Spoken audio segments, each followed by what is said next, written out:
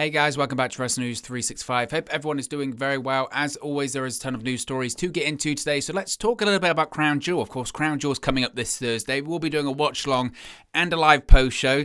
For me, actually, thankfully, it's one of the rare pay-per-views that actually falls in sort of a favourable time for us over here in the UK. I know in the United States it airs at a different time, etc. But usually, look, these Saudi shows, we know the baggage that comes with it, and you can have your opinions on that, and I don't really want to get into that much.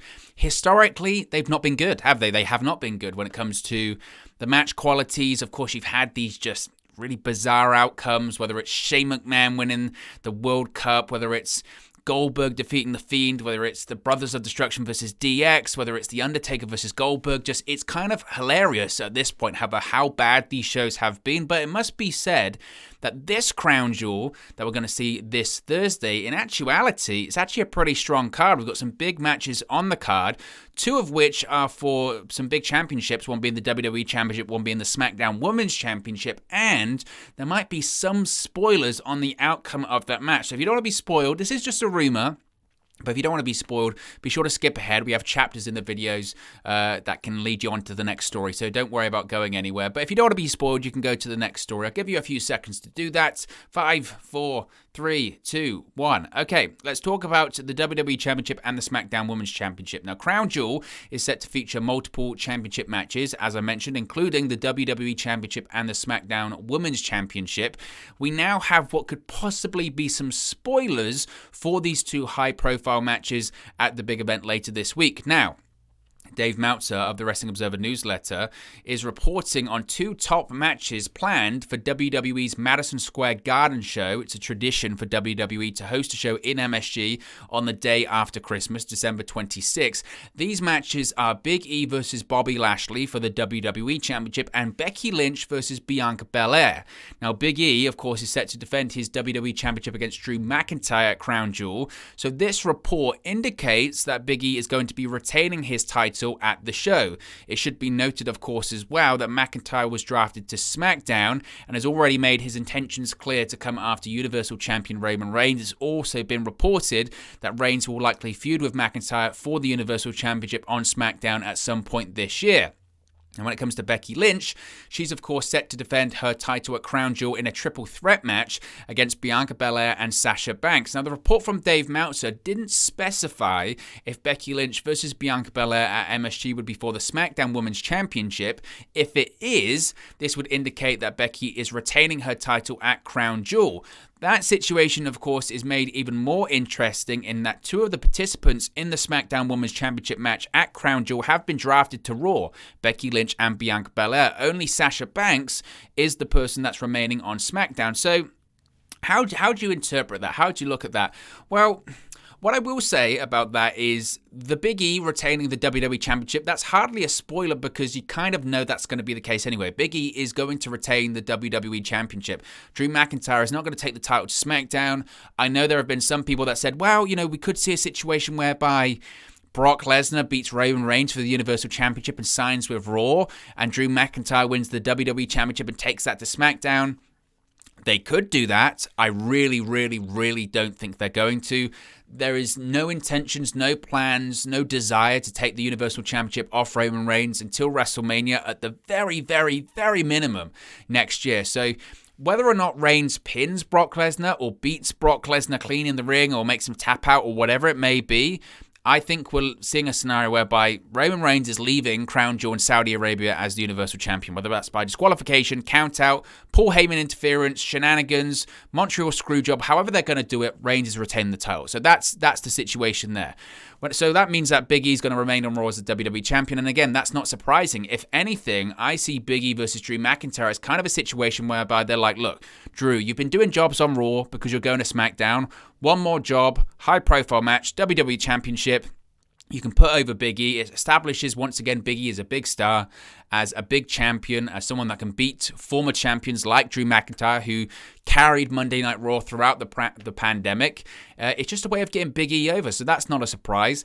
The Becky Lynch one, now that is a bit more hard to predict. I would lean into Becky dropping the championship at Crown Jewel, and probably that being against Sasha Banks.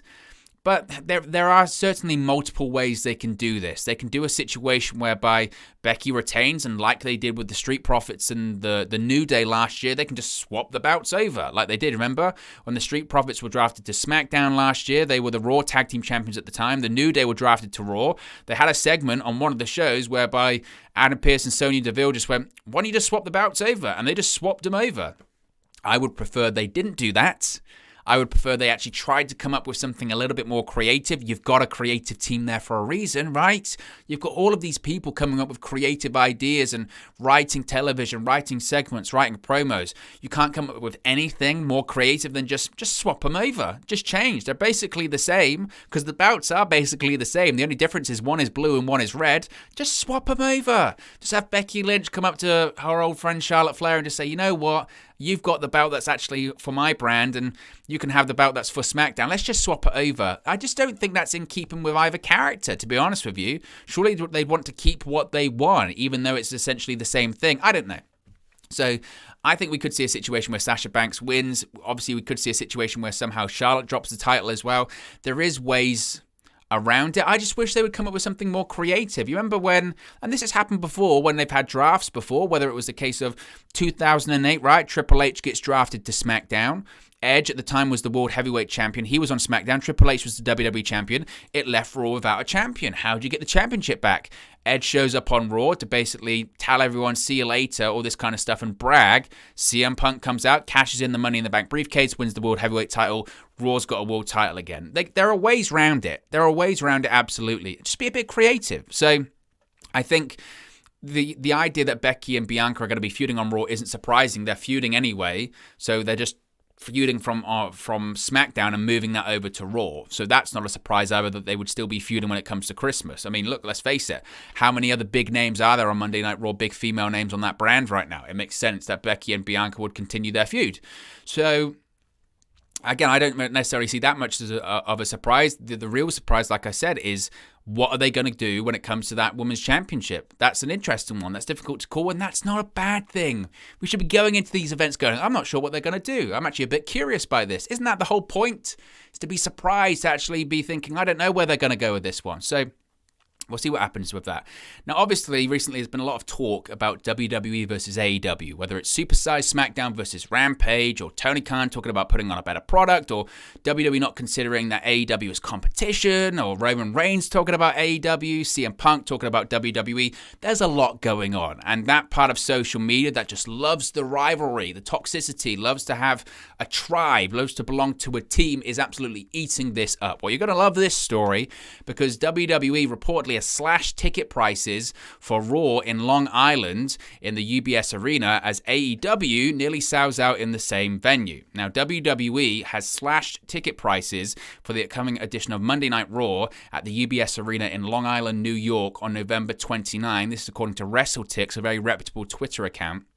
Now, the report noted that WWE has sold/distributed just over 3,000 tickets thus far. That is after announcing an appearance from the Universal Champion Roman Reigns for the show. You remember we talked about this before. Reigns was announced for this show, even though the brand split or the new draft, the new roster is coming to effect way before that. Reigns has been advertised for the show, and that was because ticket sales were down at that event, and they wanted people to buy a ticket to the show because they thought, okay, we'll put Roman Reigns on there. He'll sell some tickets. Now, current ticket prices for Raw are now lower than AEW ticket prices in most, if not all, of the sections. Meanwhile, AEW Dynamite has sold/distributed 7,600 tickets, or over 7,600 tickets so far. In comparison, again, Raw just over 3,000, AEW Dynamite's 7,600 tickets. There's a big difference, big disparity. Now, I understand AEW's tickets went on sale like a week earlier. Doesn't change the fact there's a big disparity between the tickets there. Now, AEW are close to selling out the venue. They have sold/distributed nearly 80% of the allotted tickets. Both WWE and AEW are set to debut at the new UBS Arena, the future home of NHL's New York Islanders. The November 29 edition of Monday Night Raw will be the first ever pro wrestling event at the venue. A few days later, on December 8, AEW will air a live episode of Dynamite and subsequently tape Rampage. As noted previously, AEW has been outpacing WWE in ticket sales for upcoming events at the UBS Arena ever since the two companies announced plans to visit the venue. So, AEW fans, AEW executives will be looking at this as a victory. WWE, their fans and their loyalists and their executives will say, well, AEW, they were there a week earlier. The tickets went on sale a week earlier and the price point was initially lower. That's true. The AEW ticket sales did go there a week earlier and the price point was initially lower. But now they've sold more tickets and WWE's tickets prices are lower than AEW's. So this is nothing but a win. It's nothing but a win for AEW. And to be honest with you, I don't really see this as, oh, AEW beat W. This is going to sound so stupid, but I don't see this as like a WWE problem. If SmackDown was in that arena, I think SmackDown would sell out. I do. I think this is a Monday Night Raw problem. And I know people will say, well, they're advertising Roman Reigns, so it is a WWE problem. That's true, and anything that's a WWE event obviously is a WWE problem, but I think this is a Raw problem. I've said before, if you said to me, Owen, and this is the same thing for these people in Long Island, for this arena, Owen, you can watch, you've only got budget to go to one event in November, start of December. You can pay your money, your hard-earned money, to go and watch Monday Night Raw, or you can pay your hard-earned money to watch AEW Dynamite. Which one do you want to watch? You can only watch one. I would watch AEW Dynamite. I would pay my money to get a ticket to that event. Now, you can call me an AEW shill. Oh, you're just a shill or you're just a mark for AEW. No, it's a case of that's the better show to watch. You'll have the better atmosphere. You'll have the better crowd. Everyone says it.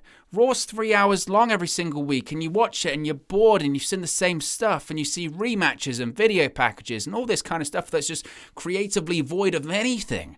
Excitement, it's just not a good show to watch. I know people don't like AEW Dynamite, but there are people that don't like Monday Night Raw as well. I get it. There are always going to be people that choose Raw over AEW. There are always going to be people that choose Dynamite over Raw, right? Because that's just people, they have their taste.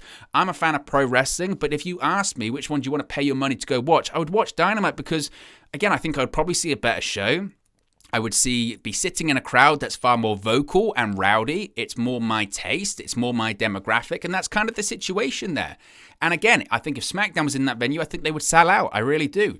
It's a Raw problem. I said this before WWE even went back on the road in July. I said, who would buy a ticket? Who would buy a ticket to Monday Night Raw? Initially, after you get over that, it's great we can be outside again. It's great we can be arenas. It's great we can be with fans. Eventually, people are, that's going to wear off. And you've got to actually buy a ticket to watch Monday Night Raw. Who would do that? Who would do that? I think previously people just did that because they were just happy pro wrestling was in their area. Well, Raw only comes to this area. No other big pro wrestling company comes to the area, so I'll watch Raw. Now, that's a difference. That is a difference. And make no mistakes, Long Island, New York, that's a major event. That's a major market. It's part of New York. So it is a big win for AEW, I think, and it'll be interesting to see what happens as we get closer and closer, but we're not a million miles off anyway. This is the end of November, start of December. That's what, just over a month, 6 weeks away? So it is a fascinating one, and I would be interested to see how those in WWE defend that one. Let's talk about SmackDown. SmackDown, of course, was on FS1 on Friday for the supersized edition of SmackDown. SmackDown will once again move to FS1 on October 29 due to Fox's coverage of the World Series. According to local cable listings, the plan is for a 2-hour SmackDown followed by a 1-hour episode of Talking Smack, which means, of course, that Talking Smack will go head-to-head with AEW Rampage. Furthermore, FS1 will air a replay of SmackDown at 11 p.m. Eastern Time. Now, the viewership numbers for SmackDown and Rampage are expected to drop considerably due to the World Series. As noted previously, AEW has already taped 3 matches for next week, or this week's edition of Rampage.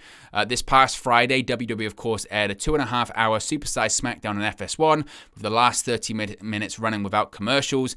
I've just merged AEW and seemingly AEW seemingly countered by WWE by airing the opening match on Rampage between CM Punk and Matt Sydal without commercials too. So we're going to see once again SmackDown back on FS1, but like the report basically says, with the World Series on, both are going to be down anyway, and it's going to lead to more conversations now. Oh, we beat Talking Smack, or Talking Smack beats AEW Rampage. It's just more of it. I'm already tired of it. I'm already tired of it.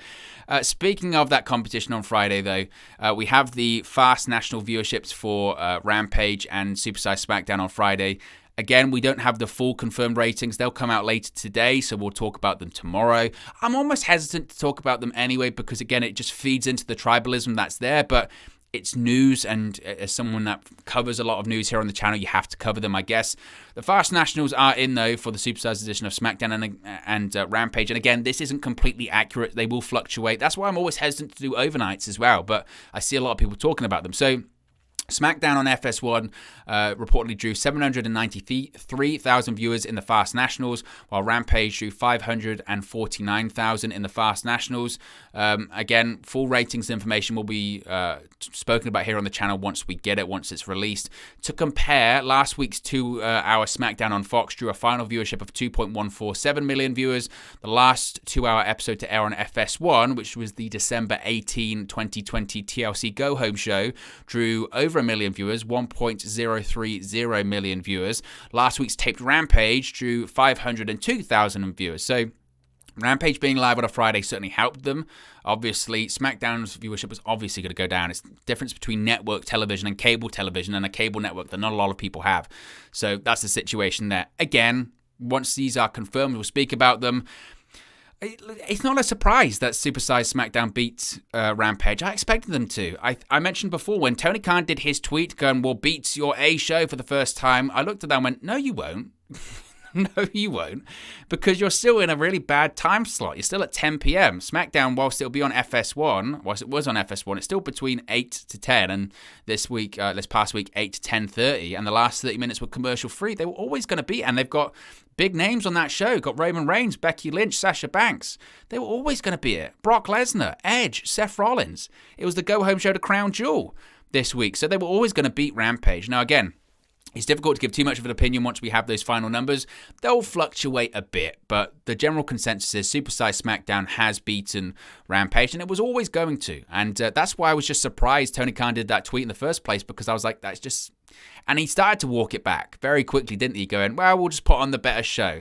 That's where you get into the debate, but... Which did you think was the better show? Supersized SmackDown or Rampage? In terms of quality, what was the better show? Certainly when it came to Rampage, I will say that the show certainly did benefit from being live. A live show versus a tape show, it's a million years difference, isn't it? And Punk on the show versus Sydal, I thought was a good match. But Supersized SmackDown, look, it was very good. I really enjoyed the Reigns, Lesnar contract signing. Main event was good as well. Wasn't thrilled about the Sonya Deville swerve, but... It was a good show. It was a good show. Both shows were good. What a time to be a wrestling fan. Maybe we should be a bit more positive, right? Speaking of Rampage on Friday, this is a strange story.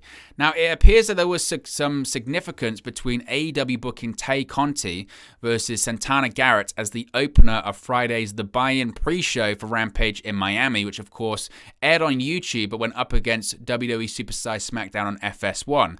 Now, the November 6, 2019 edition of NXT on the USA Network featured Conti versus Garrett in a match that received some criticism over the in-ring work. It looked like a practice match. It was not good. It was not good. Nevertheless, despite, this is just a crazy fact, isn't it? Despite the match just looking really, really bad, this match was actually the first ever to win a quarter for NXT in the Wednesday Night War, as it drew 813,000 viewers to AEW's 809,000 for a Private Party versus the Dark Order match. So despite the match not being great, it actually was a ratings draw. And there is some speculation that AEW booking Conti versus Garrett head-to-head with SmackDown for the first time was not a coincidence.